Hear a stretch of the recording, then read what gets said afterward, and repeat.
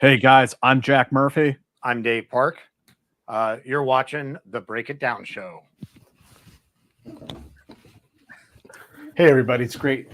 Just a bunch of combat dudes hanging out, talking shop on the Break It Down Show. These guys host a completely badass show that I love, the Team House. You know, fellas, it's an amazing generation where we actually get to go out, do things, see the ground truth, and then come back and tell these stories. When I got done, mostly done, putting on my my boots and my helmets and all that kind of stuff, I'm like, I got to tell some of these stories. You know, the day-to-day interactions. You know, my line of work, so many interviews with so many people. It was amazing. And we get to do things like this and talk and look, there's 1,000, probably 2,000 of these kinds of shows, right? Some last, some don't. Jocko has done great with his. There's so many different versions of it. Mm-hmm. What were your guys' individual thoughts about doing this? And then most importantly, look, it's one thing to say it, like we're all badass dudes that did a bunch of badass things. But this is almost harder to get over the hump and like be like, oh, actually, we can do this, because most shows, like 99.9% of them, don't get past. Well, gosh, you guys are way past the point where anything fails, right? You guys will stop when you want to now. How did you guys get over that hump? So how did you each individually figure out that you needed to do this? And then when did you guys get over the hump? And congratulations, man. Your show is just booming and going to be crazy.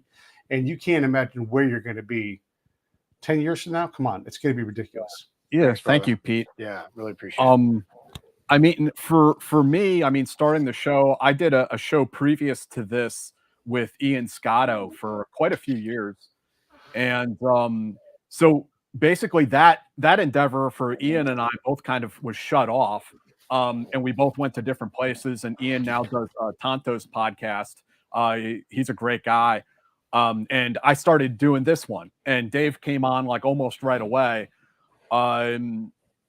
And I mean, I don't know from your perspective. For me, it's just sort of an outgrowth of my day job working in journalism, that I meet all of these interesting people and kind of bringing them in for an interview that specifically focuses on their life experiences.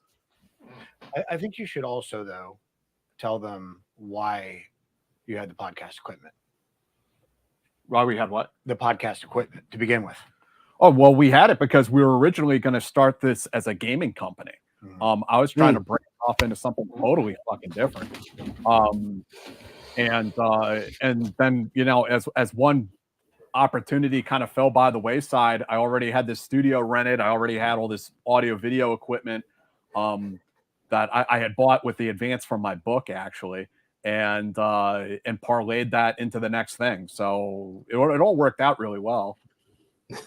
Right. I love it. Dave, what about you? How did you sort out that you needed to do this?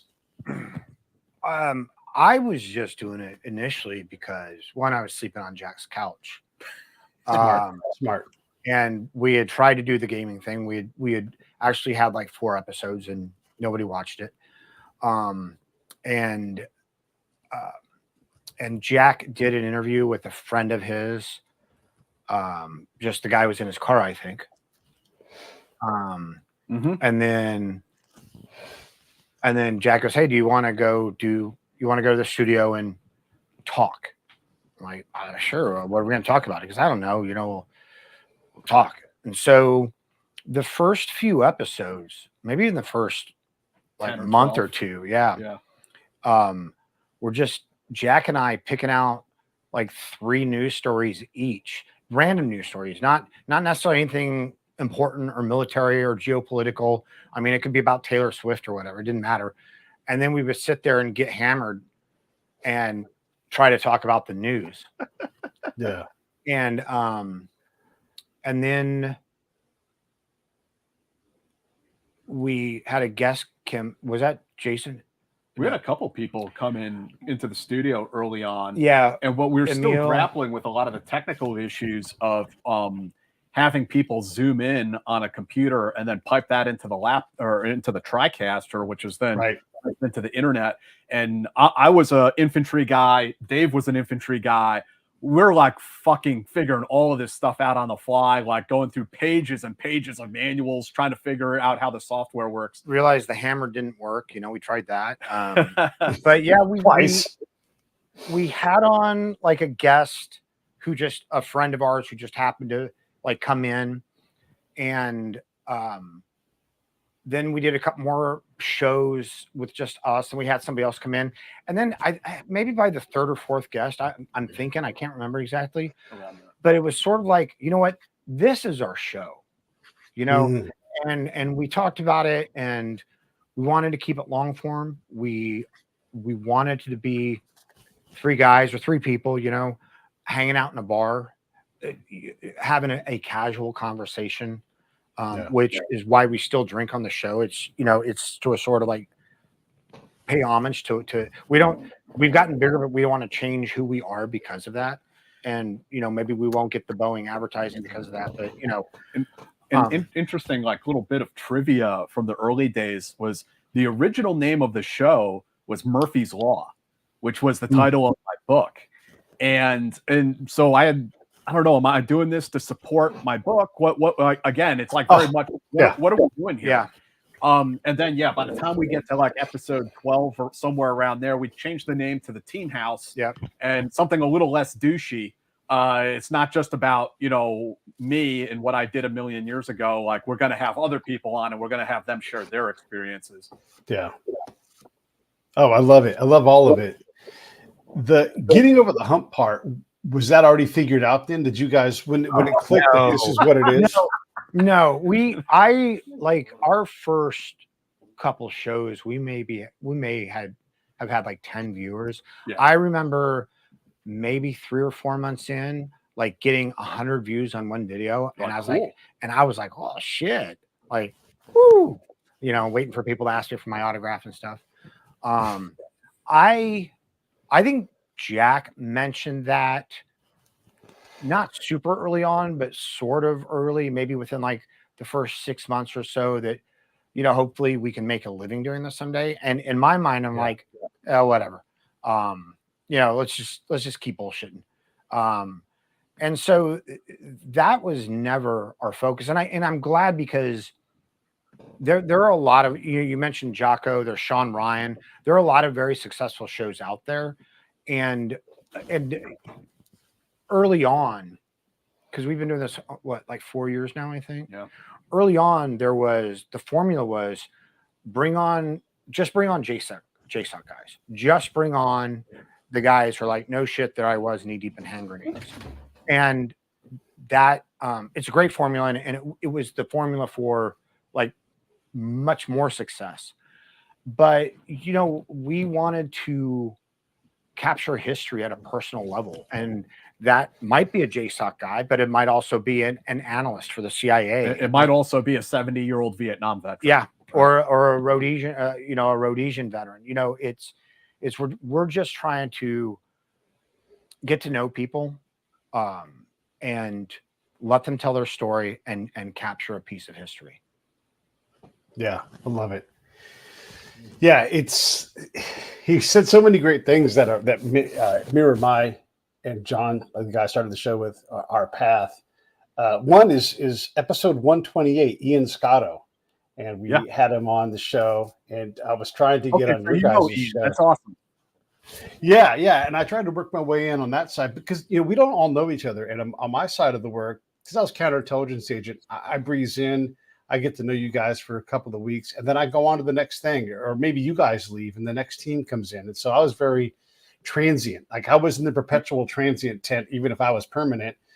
And so I'm like, hey, I did things, and then like I couldn't get any traction, so I went on to the next thing. But I'm always networking around, and this isn't Pete's commercial for the show, but just kind of giving you guys the background. So it's been 10 years, 2,000 episodes. I quit counting at like 750, and I quit keeping track at 2,000, right? Because what's the fucking point of knowing how many you've done? Once you hit a certain number, you know how to do it. But what I thought it was going to be, oh my God, I thought we were going to interview comedians, get a bunch of kickbacks from Amazon, right? And just have a bunch of giggles, tell some more stories, meet some authors. And man, it's been such a different thing. And look, we've had millions of people listen to our show. We haven't had the massive success of a Jocko, but I don't have his platform, and really have had to invent all of it primarily myself. But what my show has become is this mega powerful networking thing where I get to meet people regardless. I mean, I know Roger Clinton, Bill's brother, and I slept at his house. He's like, Pete, you're in Arkansas. You got to stay at my house. I got to make you sandwiches. Like, that's what this show creates, is stuff like that, where you meet these people and you're like, how in the heck did all of this happen and occur? And so I'm saying this to anybody who's thinking about doing a show or has a show. Don't worry about what you think the show is. Let the show become what the show is, and just over time work. And remember that, episode 1 is you're in a room with like a white sheet hanging on the wall behind you. But, episode 200, you're interviewing the former Secretary of Defense. I mean, like, that's not like a bullshit story. You do build up into that over time. How did your show change intentionally, or did it just, or from this idea that you had of comedians and action guys, stuff like that, and then change it to what did you do that intentionally, or did it just kind of morph on its own? I mean, a bit of everything. It was like a knife fight in the dark, and a lot of times the only person in the room was me, right? And I'm like, God dang it, the only guy getting cut in this room is me. And my buddy John, I just sort of outworked him, and so he's still part of the show. He still owns half of it. Really, it's my show, and so I just was more compelled than he was, and he does other things, but I love to blow his mind. And so I'll put a mega gigantic musician in front of him, because he's a musician, and let him just have his mind blown. And I love to do that for him. And so I don't know, you watch Rogan, you see what he does, you watch the other guys, and you try to figure it out. Like you guys, I don't want to put the Letterman jacket on all the time and talk about what I did back when I was doing counterintelligence work, but it is a big part of who I am. It is part of my network, and spy shit is cool, and so I do talk about that stuff. So, and that's, I purposely don't focus on veteran things, but I do focus on like the job and the interesting things about the job, because that to me is more interesting than, look, if any veteran wants to come on, I do my best to say yes, right? Because I try to support people, especially if they need help with something.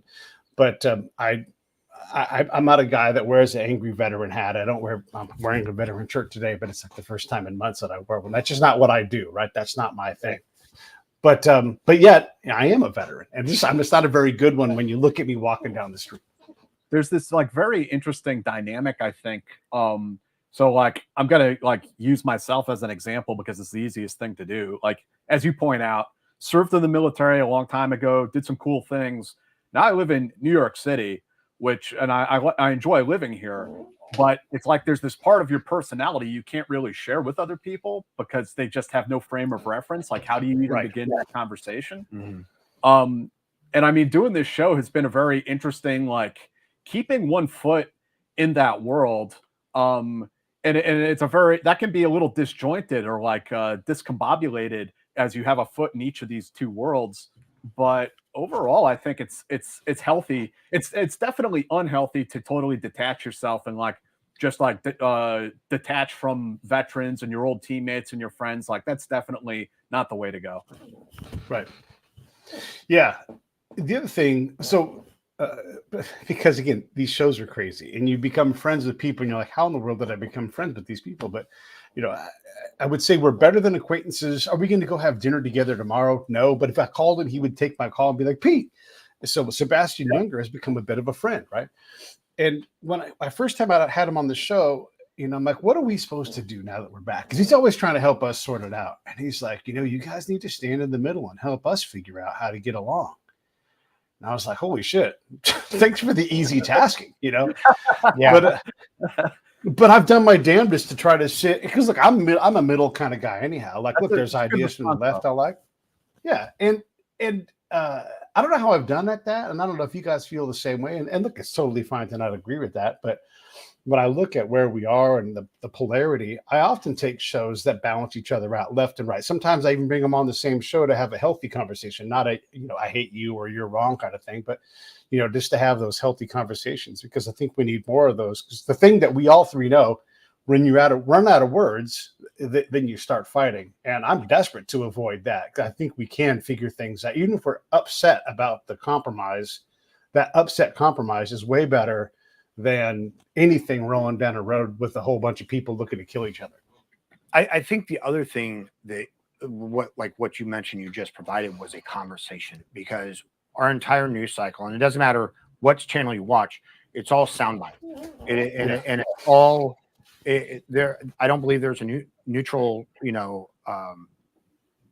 news source anymore.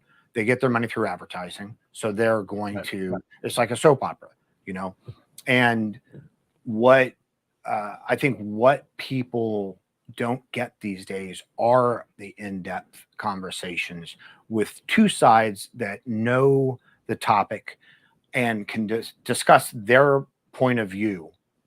The reaction to that is very interesting sometimes, because I also see it as like healthy adult conversations, but I think that the public at large doesn't have that at this moment, and they're actually a little shocked when they hear it. Like, they don't know how to process, that sort of like mature articulation of a view, and we agree and disagree on some things.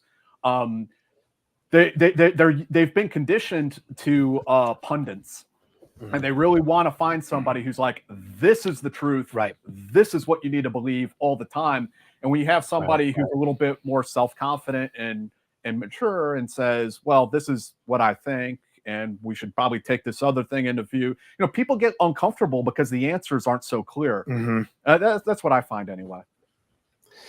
Well, we've also, again, because we've been out and we've seen these things, we've taken these big ideas and applied them in other places with pretty shitty results. And so when you have the same people going, oh, we got the best idea on how to fix problem X, we're going to take solution 15 and just apply it across the entire nation. And I'm thinking, no, let's just leave that alone, because you guys haven't earned the right to even apply any solution, because I haven't seen you get shit right often enough to think you know anything about anything. I certainly don't know anything about anything. And I tried my damnedest to get shit right.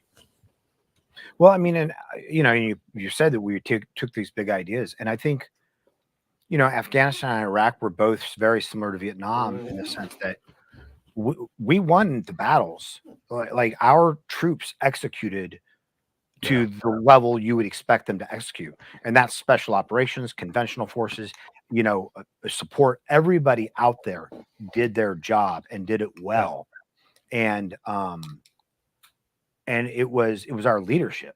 Nobody knew you. I don't think at any point in time you could have asked, a general or anybody at the State Department or Department of Defense or in the administration of Bush or Obama, how do we know when we've won in Afghanistan?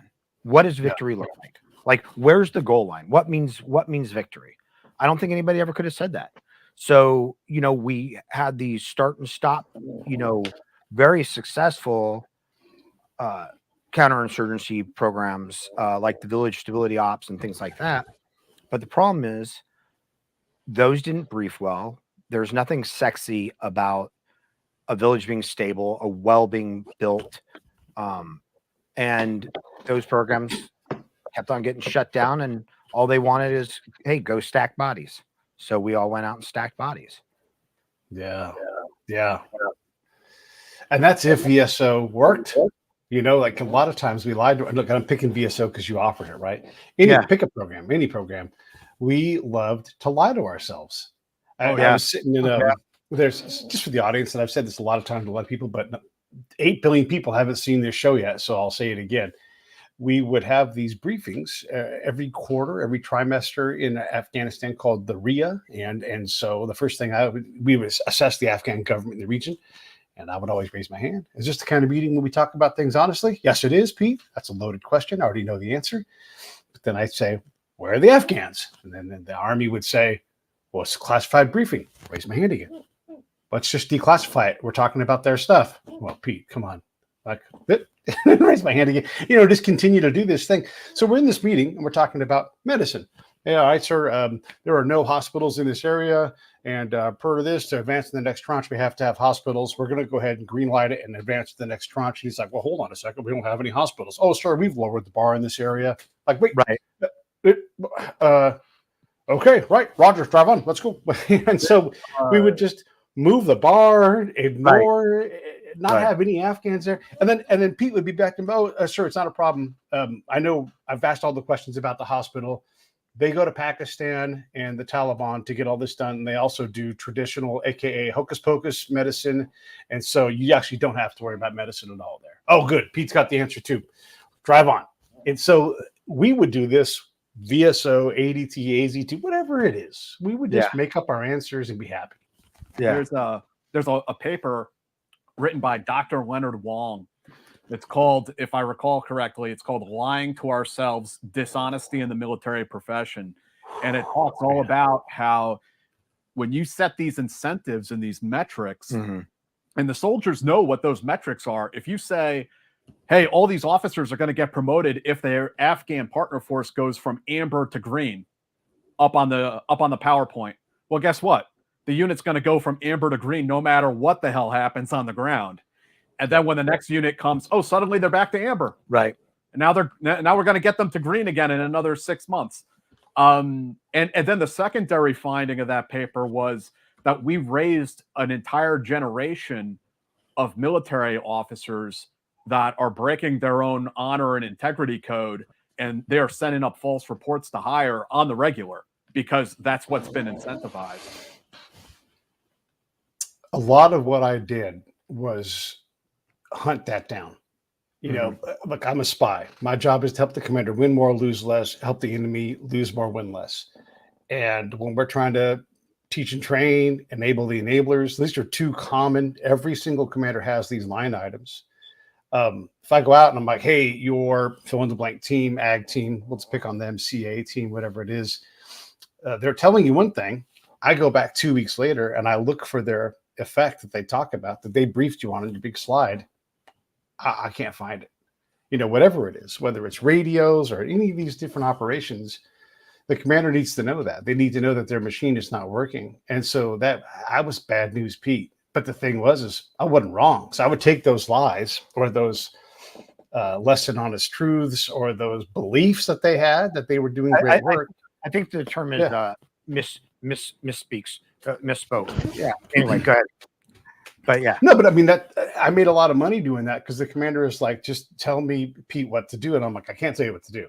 I can just tell you what the people are telling me, the people that they aren't close to the government, you know, and I'll go tell you about threats and everything. But the Taliban or the Al Qaeda guys, they're not, this is like you guys talking about, they're not going to mass in a formation for you to circle and then go, stack arms.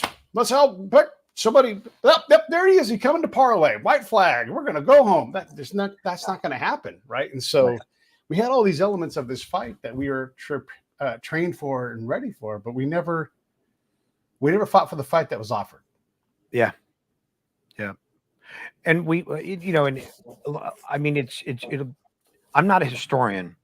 So, you know, I'm sure that someday historians will really go over, especially Afghanistan, with a fine tooth comb and compare it to Vietnam, because I think that we did, you know, we would put too few soldiers out in the middle of nowhere and, you know, have them build a little combat outpost. And there weren't any bad guys in that valley before they got there. But now there are American soldiers there, brings the bad guys. They've got no support. So they're out there hooking and jabbing, you know, scraping by, staying up for 3-4 days at a time because they can't go on shift because there aren't enough of them. And you know, we did that in Vietnam too. It's like, take that objective. All right, we took it. Yeah, we don't need that. Come back. Enemy felt, we need that. You know, and it's like, somebody come up with a plan. Yeah. Well, and also like, hey, LT, you're not only, you know, far removed, you're 2 levels far removed. And we don't want you to take on anything. So you keep a QRF, stay within half a mile of your little outpost, and we'll airdrop you supplies. And then along comes some lady. I'm going to be honest about this story. And she's like, I want to go see the women. Bring me the women. And that dude's like, fuck that. Hell no. I'm not a fucking chance in hell we're going to go out and bring, no. And then it's a lieutenant. And female you've soldier? got, I'm no, it's sorry. like the State Department lady, and she wants to go see the women and just like go walk around and talk about voting and vaginas. And he's like, absolutely not. And now a lieutenant's going to lose that fight at some point, And Right. so the commander has to decide if he's going to take on that fight. And they've got I'm peer review published on this. They've got no business going out and talking to anybody. You had no right to go out into some valley far removed from, like, I'm talking 2 districts off the main route. I mean, not just country, but like country, way deep, deep, deep. And places where they just gray out the map and go, we don't go there anymore. Right. And you got a lieutenant out there with a platoon, a light platoon, and no vehicles. And we want to have those kids. The oldest person's, how old's the oldest person in that area? 23? 24? It's crazy. And then you bring in someone with a tasking to go march around and collect up the women and engage them. Like, Jesus Christ, why? Don't do that. It's pretty frustrating when it starts to, the war starts to come into perspective years down the line, and you realize that, why were we in Afghanistan or Iraq for so long? And it's not because we were there for the oil. It's not because we were there for money or power or some grand design. It was just we lacked the creativity to come up with anything else. And that's a really frustrating and dark. Actually, it's a very dark thing to come to terms with. Well, so all right, let's all go back to 9/10, and we're all going to advise the boss. What do we do on 9/12? I mean, if we're not going to go to Iraq, if we're not going to go to Afghanistan, what do we do about this? I mean, you could say, hey, 3,500 people got smoked and it fucking sucks, but we're going to take it on the chin and just keep being awesome and do something. I mean, you could say anything you want to say. What are you guys going to say? Yeah, I mean, that, of course, the entire country was fixing for revenge. And I think we learned that waging a war predicated upon an emotion is a bad idea. But something had to be done, right? We had to go after Al-Qaeda, and that probably necessitates going into Afghanistan at least, if not Pakistan also. But there were exit points, sometime after Operation Anaconda and Tora Bora. We could have left a small counterterrorism force behind and pulled out.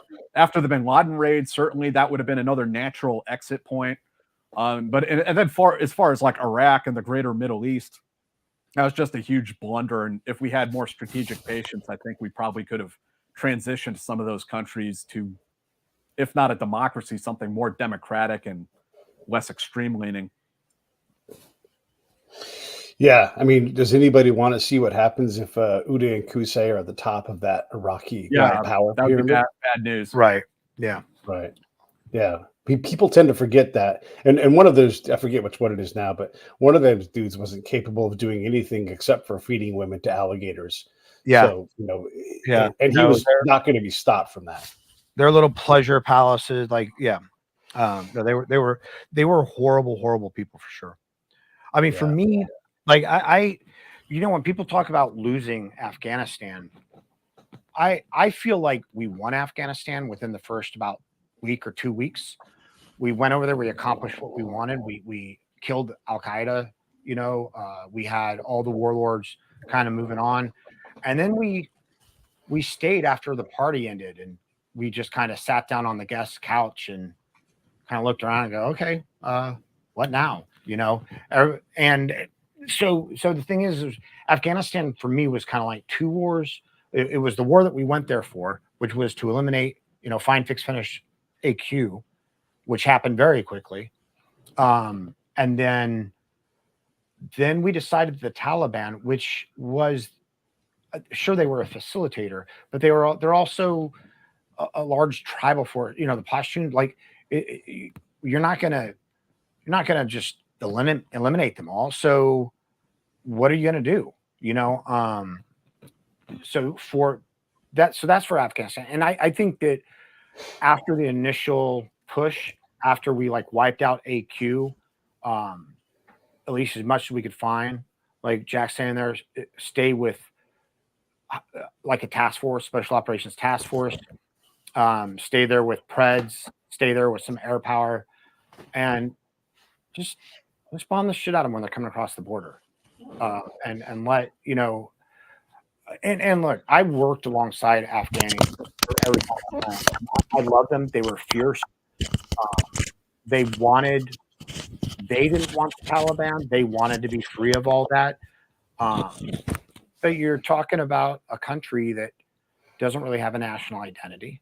You know, it's, you know, tribal. They don't even speak the same language. And, you know, they're like, how many languages? 12 language, whatever. It's just, we were asking a lot, and we didn't have a firm idea of how we were going to get to that point. For Iraq, we shouldn't, my opinion is we shouldn't have gone. And I didn't think that at the time. I'll tell you, I was on the side of going because I thought that they had WMDs. I think that we almost repeated that with Assad. I think that, you know, we have like there are these shitty people that run these countries, and they brutalize their people, they abuse their people, but we don't have a better solution. And the problem is when we go and take those people out, like we saw what happened when Tito died and Yugoslavia fell apart. He was a shitty person, but you saw what happened. You know, we see it in Iraq. And who knows, you know, and if we would have gone into Syria and removed Assad, like who's number two? Who are we putting in there? Some guy that, you know, has a chicken store in Virginia and says that he's got all these contacts that, you know, connections to the underground. I mean, if the regime went down, the number two would have been al-Baghdadi, basically. Yeah, exactly. You know, so, and we see that in Iraq now, that Iraq was always the buffer to Iran. That's why we sent them money. That's why we sent them weapons. We didn't like Saddam, but he fulfilled the purpose. And and now Iran is, you know, like Iran will eventually, I think, take over Iraq and, you know, and all but name. But the second thing, if we would have invaded Iraq, and I knew this was a dumb idea at the time. The whole de-Baathification was idiocy. You know, all the soldiers, I would have just dropped flyers everywhere, told the soldiers, put down your weapons, lock them in your lockers, remain in place. We're taking over your payroll. You'll be paid next Friday. Getting rid of the Ba'ath Party, it's like these are the people running the infrastructure. They're, you know, it's like, yeah, Iraqis are pissed off. They don't have electricity for 2 weeks. Why? Because we got rid of the people who knew how to, you know, run the generators and do all that stuff. So, but I knew that at the time, that like, why? Because these soldiers outside of the Fedayeen, right? Like outside of some of the, you know, the more, not just Fedayeen, but most of the soldiers just went home. And if we would have just taken over their payroll, Iraq would have had a standing military.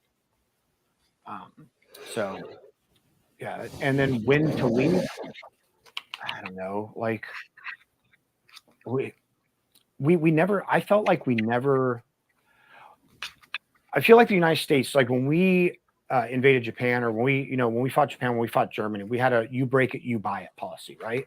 That, all right, we broke it.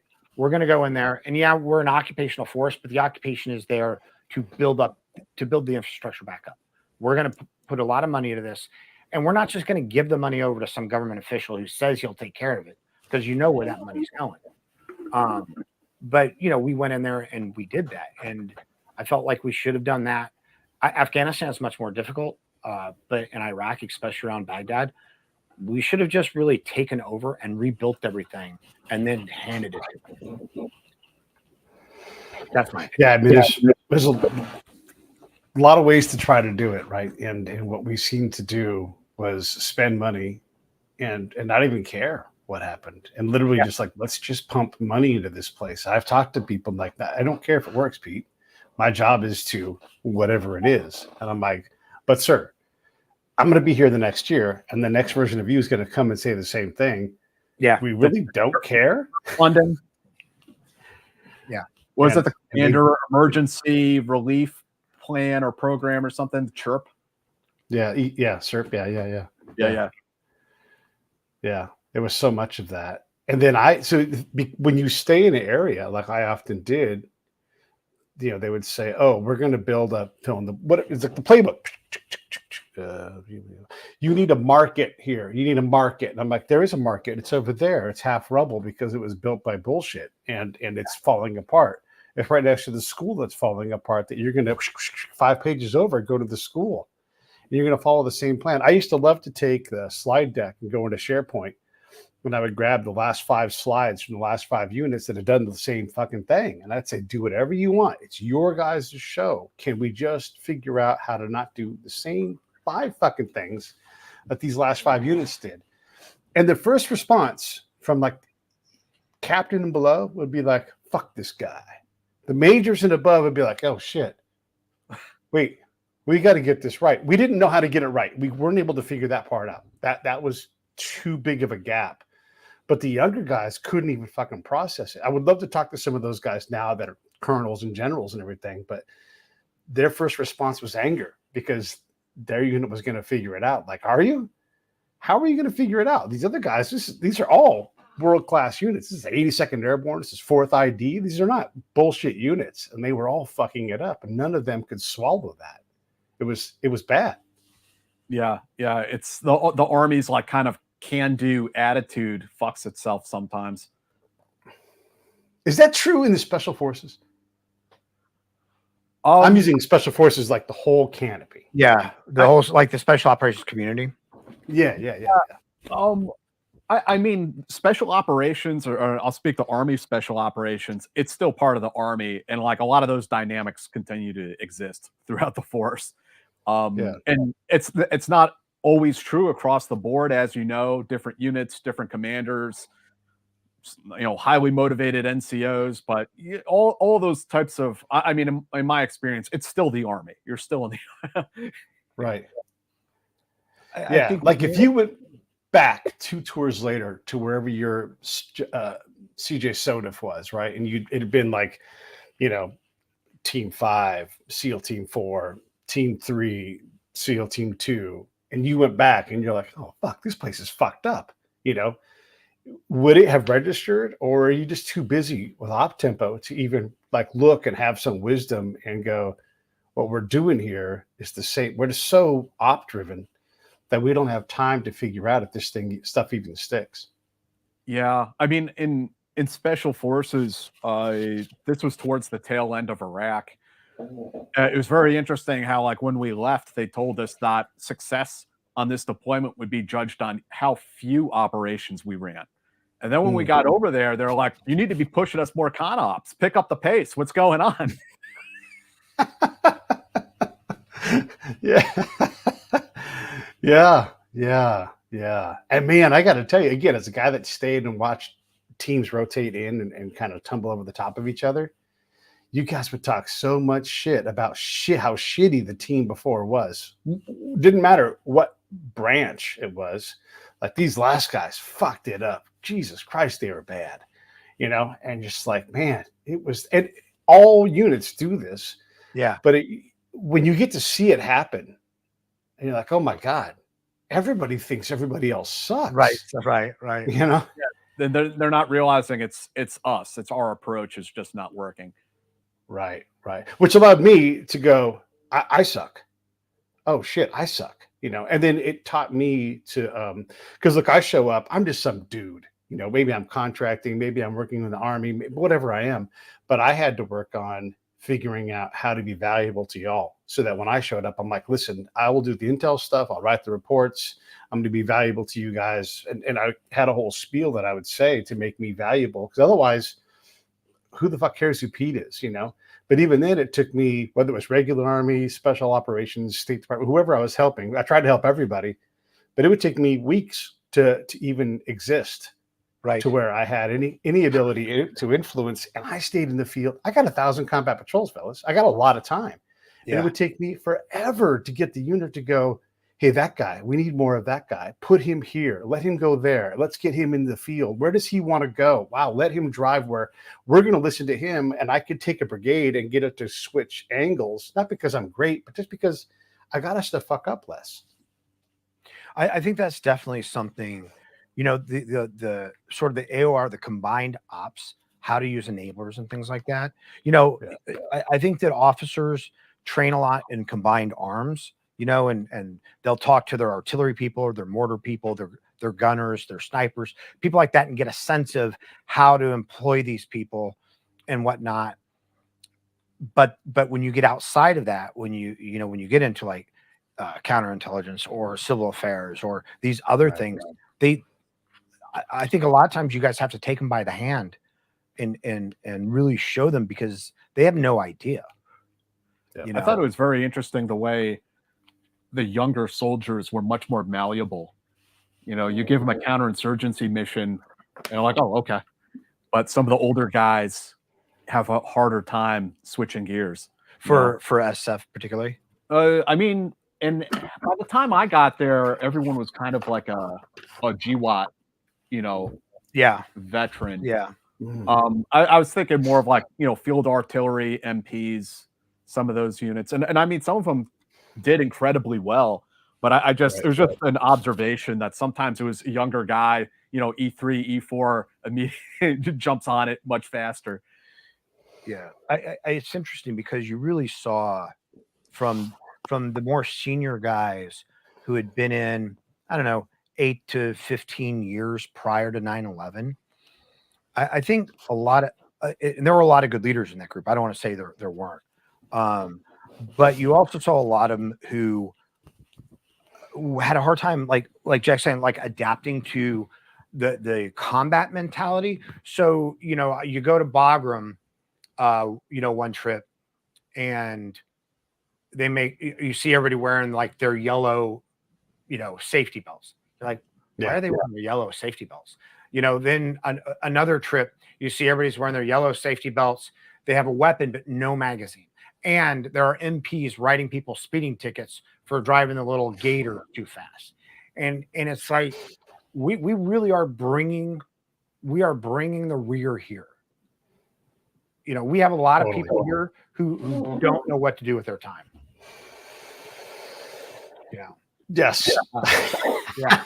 And those bases just became more and more like stateside bases with all the, I'm not saying it should have been the Wild West, but the first time I saw an officer chew out a junior enlisted for not saluting him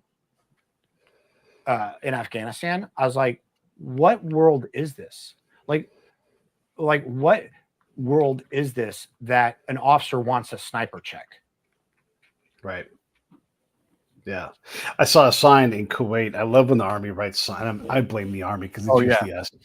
But a sign in Kuwait when you're flying through, and it said no saluting except for 07s. And I'm like, so you're commanding all the generals to salute everybody?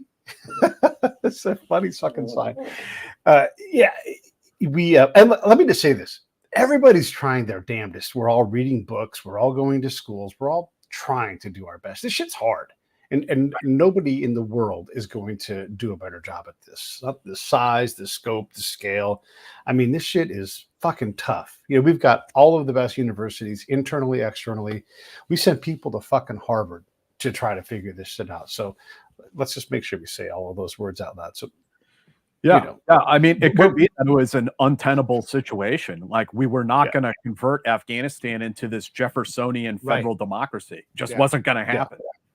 Yeah. And maybe we should have approached it differently. Maybe we should have. Look, I would say here's a very simple ground truth thing. If you were going to send thousands of military members out with interpreters, there should be. You can't jump out of a fucking airplane without an identifier attached to your MOS. You're going to go talk to humans without making a significant licensing course that forces you to be good at that shit and then elevate that up as you go up. You're not going to do that. Come on. That you're not taking it seriously. This is where Pete's like, if you're going to go out and you're going to go talk to humans, women, men, whatever it is, and you're going to use another human in that process, you better fucking know how to talk to people through another person. Well, that's like one of the findings, I think, that when they've done like after action reviews is that the military behaved like we were 16 months away from withdrawal throughout the entire war. You know, at any given point along, they say a year and a half from now, we're out of here. The war's over. And it dragged on for 20 years. Yeah. Yeah, man, say that again. You know, that's it's kind of like the A's moving. I'm pretty easy on the A's moving, but that's kind of how they've approached their moves. Like, hey, we're about to move. We're about to move. I've seen so many times where like lieutenant is advising a general, and I'm like, what in the fuck are you doing? First off, you're a lieutenant. That's a general. I don't care if he's Iraqi or Afghan. Shut the fuck up and watch what this guy's doing and figure out one thing you can do with them. But they would just be so task oriented. And here was an absolute tell for me. Again, I'm trying to help the Army win more, right? Whenever anybody said the words, I don't care what the Afghan, whoever it was, wants. My boss wants this. I'd be like, aha, here's the fucking problem right here. This motherfucker right here needs to get away from these Afghans because they don't understand the mission. Yes, of course your boss needs something done, but you have to do it through this dude here. And if you don't respect this dude, then you need to go back to school and learn how to figure out how to work it culturally through this. And again, the culture part, we're terrible at that. Yeah. I don't need to speak. Sorry, I speak 556, right? Well, the lesson learned should be that, you know, young American men and women are very good at fighting, but we're not so good at policing foreign populations. And that's true today, and that'll be true 50 years from now when we get into the next one of these. Yeah. We're going to remember that? Nope. No, we're going to do it all over again. I mean, no country is good at policing another country. People don't want like strangers telling them what to do. And especially, you know, especially a police force has its orders and it's going to execute its orders. And those orders are not generally like make nice with everybody. They're like secure this area, make sure people aren't moving through this area. And then people are going to try to move through that area because people always move through that area. You know, and there's always going to be challenges. You cannot, like, I think the UN has done it successfully a few times with these multi-nation forces, but by and large, you can't police another country for an extended period of time. They won't want it. Yeah, I'd like both you lieutenants, to go through Brooklyn and enroll all military-age males into the bats and hides system. You need to make sure you're doing 200 a day. Right. That's it. Bats and hides. And stay alive. Yeah, exactly. And the problem is that, you know, most of those people, they just want to live their life, right? They just want to live their life. Right. If you go to their village, as long as you're not kicking their doors, as long as you're not messing around, they'll sit down with you, they'll talk with you, they want to live their life. The challenge is that, you know, the shitheads are out there. And they're savvy. They're going to use those opportunities to either blame it on the village, blame it on the villagers, get the villagers embroiled in it, hit you on your way out of the village, because in these villages, there's only one way in and one way out. So forget about Army TTPs, right? Forget about never take the same route out as you take in. There's one route, unless I'm going to go around the world. Yeah. I read a book by a lady who's a fantastic anthropologist and spent a lot of time in Afghanistan. She lived amongst the Pashtuns. She wrote this great story, like these two dudes commit a robbery in like the prime town in this province. And they get into a gunfight and they drive through Village A. And the cops are chasing them, believe it or not. And this is way before us, way before we get there. And as they go through Village A lets them go through, and they see the cops come, and they're like, who are these motherfuckers right here about to drive through our village? Yeah. They get into a fight with the cops. Village A takes on the cops. They don't give a fuck about the robbers, because the robbers go into Village B. That's where they're from. And they're like, all right, let's go fucking cops. They get into a firefight with the cops. And so they look into the story. They're like, well, listen, those guys, that's their business. They'll take care of that back there. They're not supposed to rob people, but that's Village B business. Village A business is why the fuck are these cops going to come through our village? Yeah. You know? And look, that makes no sense to us. That makes no sense at all. And when you explain that to a commander who's on the ground, they're like, what do I do about that? What do I do about that? How do I train that? You know, or like the contracted military trainers, and God bless, impossible job. But that's a real thing in Afghanistan. And as you guys know this, as you go further up into the valley to get to Village B, Village C, you are nowhere near any help. I mean, when people what people don't understand is how hard it is to move in Afghanistan, because in a lot of places there are no roads. It's not a chance. Or they're that cut. you're going to survive. They're on a cliff and they're cut. Yeah. They're on a mountainside cut just barely the width of your vehicle. Yeah. And the other thing out there was, you know, the village rivalries. Like you had no shit like Hatfield and McCoy stuff going on. That had, so you would go into a village and you're like, hey, where's the Taliban? Oh, that village. It's like, you know, and when you don't know, you don't know. Yeah. You know? But the thing is, that village wasn't Taliban. That village, they'd been fighting with them for the past 500 years.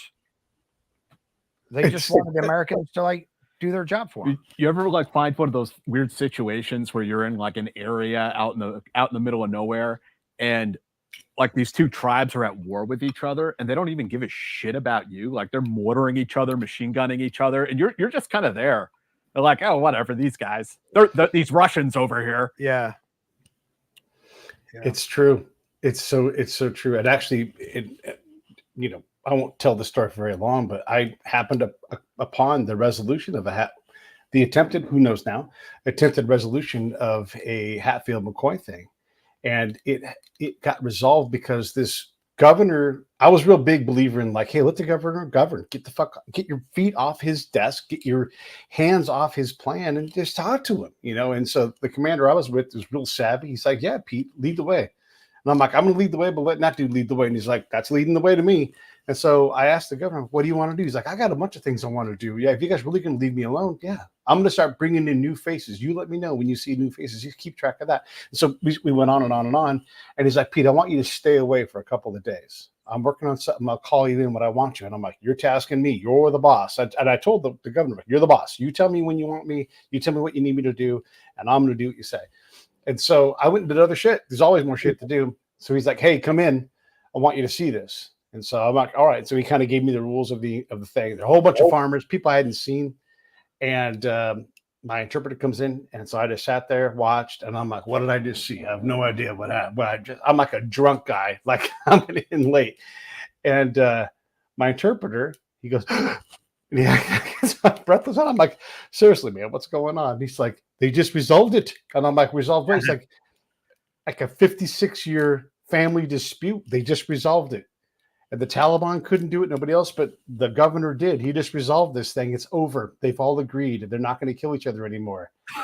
And here's the thing is we didn't do a fucking thing. And it happened to be a combat camera guy who happened to be rotating through. And I said, I have no idea what's going to happen tonight, but you should come with me just in case something cool's happening. And so it happens to make combat camera news. Wow. All this dumb fucking luck. And so I told the commander, like, hey, you won a big battle tonight. Good job. And he's like, I love it. You know, so it's like we did nothing. A cool case study that, you know, I'd love to see you and some of the other folks like write up, you know, a successful counterinsurgency tactic. Do you know how he resolved it? Did you ever get the story on it? He used Islam because he was a cool thing. He was a Muj guy, a hard ass guy who had led his guys against the Russians. Longtime provincial governor who had a lot of respect, and he was a holy man, you know, so he would go out on his mosque. His mosque, by the way, was just a slab of dirt. There was no actual mosque there. We were way remote. And, you know, and look, we would go into the mosque with him because I'm not going to follow some dumb fucking rule from some person that has no idea how important religion is there. I'm a big believer in this. Like the word fucking Islam is in the title of the country at the time. And so I'm not going to ignore the fact that Islam is important. And so if my Islamic friend, my partner's like, hey, come to me to church, I'm going to go with them. And so we would go in there and I would say, how do I do this respectfully? And he's like, just stand there and just be with me at sunset. I'm like, cool, I can do that. And so he used all of that shit. He used all of it. And he brought people in I'd never seen before. And they all came in. And most importantly, and it took me forever to figure this out, there was holy men in there. And I'm like, that's when they really make decisions. All these jirgas and all the other stuff that we planned, it was all bullshit because there were never holy men in there. And when there's holy men in there, really where we were, that meant the Taliban was there. Right. And so shortly after that meeting, the Taliban called a meeting. They called me and my partner by name to go to this farm. We didn't know this, but he's like, you need to go to this farmhouse. They're having a meeting. So we went there and the Taliban vouched for us. They said, these guys are okay. They can work in this area. So all of this all came through and we were able to work freely because we were respectful of the Afghan ways, because we didn't act like a bunch of American douchebags run around doing things. You have to work through the pre-existing system. Right. Yeah. So I used their cultural path to solve my commander's needs. Yeah. You know? Yeah. It's you know, and a lot of times when you would go to those guys, both in Iraq and Afghanistan, but you know, Afghanistan was very challenging, like you say, because of the villages. And one village might be all Taliban. Like the whole village might be Taliban. And, you know, and you can't go out there, even like low vis, you know, and when I say low vis for people who don't know, like in regular cars, dressed up in Afghan clothes, maybe with a couple Afghan drivers, like sitting in the back. You can't go out because like you said, with the cops going into that village, when you go into those villages, if they don't know you, you're not going into that village. You're just not. They're going to search your car. So, you know, like in Jalalabad or someplace like that, like we could go out and do close target recce's or, you know, low vis hits, you know, or whatever. But out in those villages, like fortunately we had an indige force, and our guys, like our recce guys, were super savvy. Anytime they'd go to a village like that, and the villagers go, "What are you doing here?" Because they're trying to do a reconnaissance in this village. They'd when I'm saying, my sister was supposed to get married and she ran away and she ran this direction. All the men in the village would get up in arms. They would take the guys in. They would all start searching the village, the hillside around the village. Like they'll let them in for that. But that's one of the only ways you could get it. They could get into those villages, even being, even speaking the dialect and everything else. If they were one village over, it was a no-go. Yeah, it's so complex. We studied the education thing. And again, like I got to do this because I had earned my black belt and I had tested it and I'd gone to different places and I'm like, I know what I'm doing now. Right. And it's my own unique style and everything else. And so then I started getting taskings for highly complex things, but I had Afghans introducing me to other Afghans. And so I'm like, this, I have the ability to safely extend myself into their world with way less security than anybody else. And I didn't do this recklessly.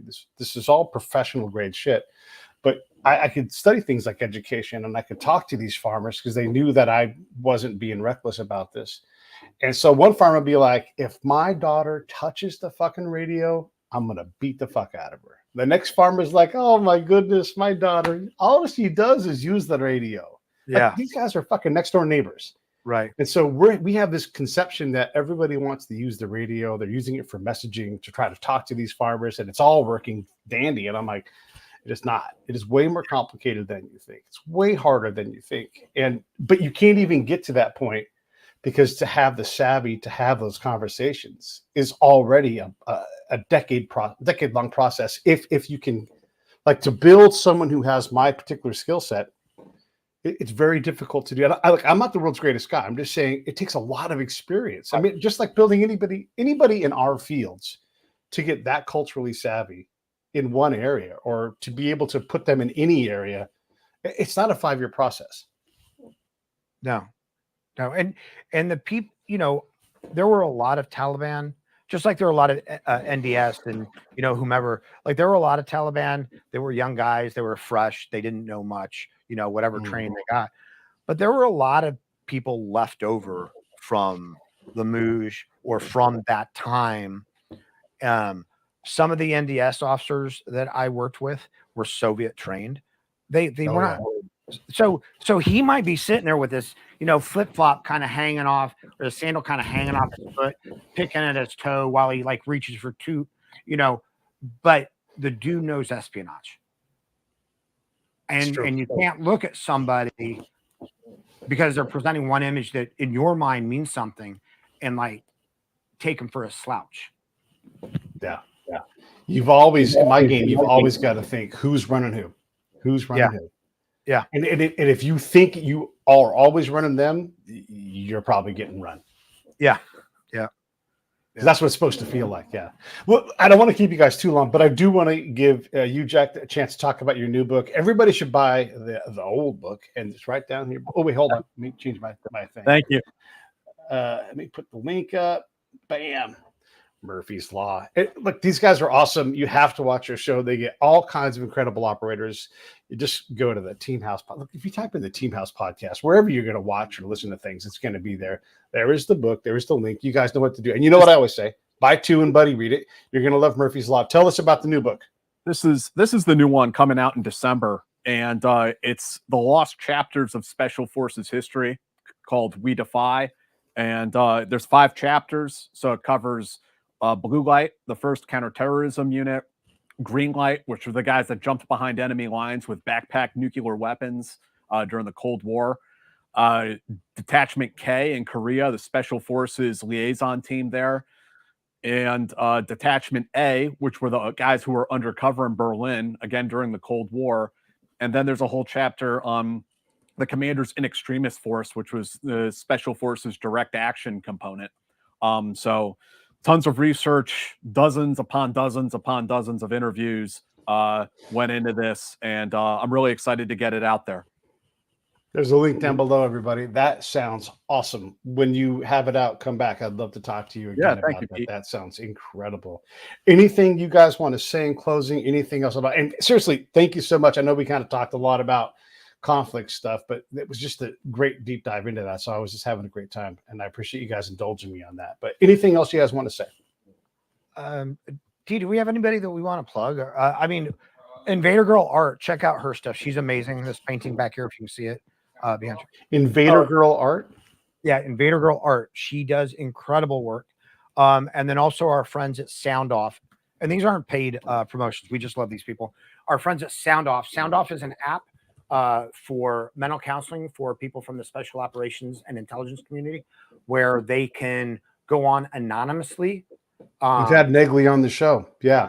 They do great work. Whether you're still active or out, they have different pools of money that they can draw from each of these special operations and intelligence elements. So, one of the reasons people don't get help often in the military and intelligence community is because they're afraid they're going to lose their job if if they have post-traumatic stress, if they're having issues. So William put together this app, this program, where people can go on and be completely anonymous and get counseling. So if you're in that, or if you know anybody in that, please check out the app. It's phenomenal. I'm going to put the link up here one sec. Just give me a chance. You guys can find this yourselves, but just see if you want to click, you'll have it here in a couple of seconds. It's in the remarks on YouTube. You guys can see that. There it is right down there. Fellas, thank you so much. I appreciate it. I'm going to roll these credits. Hang in there, and I'll come back and say goodbye to you. Everybody else, thank you very much. I'll see you all. Hey, thanks for watching the show. I really appreciate it. Right here, you can subscribe. Please do that. It makes the show grow. Hit that notification bell so you know which incredible guest is coming up next. Down below is the PayPal link. You can put a small subscription in. That is an enormous help. All that money goes right back into the show. And then right up over here are the next episodes you should listen to, curated by yours truly. Thank you